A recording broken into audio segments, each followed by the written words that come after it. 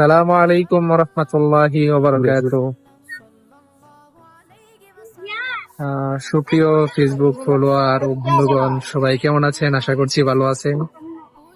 আলহামদুলিল্লাহ, আজ দীর্ঘদিন পর আমার প্রিয় বন্ধু, দেশের আন্তর্জাতিক ক্রীড়াবিদ হাফেজ মোহাম্মদ মুবাশির আহমদকে পাশে নিয়ে চলে আসলাম ব্রাহ্মণবাড়িয়ার এক অন্য সুন্দরতম একটি জায়গা, সুদর্শনীয় স্থান, যে জায়গার এক পাশ দিয়ে বয়ে গেল ব্রাহ্মণবাড়িয়া তিতাস নদী, অপর পাশ দিয়ে একটি জলাশয়ের খাল, মাঝ দিয়ে আঁকা বাঁকা এক রাস্তা।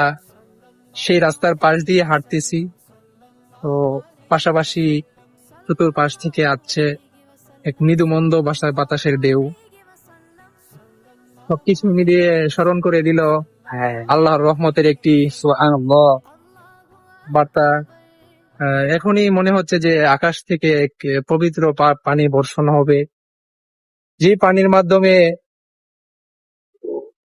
নদীর সেই পুরনো হাসিতে ফিরবে তিতাসের জলাশয়, যেখানে শত মানুষ হেঁটে বেড়াবে আর রহমতের বৃষ্টি আর পাশাপাশি মৃদু মন্দ বাতাসের উপভোগ করবে তারা।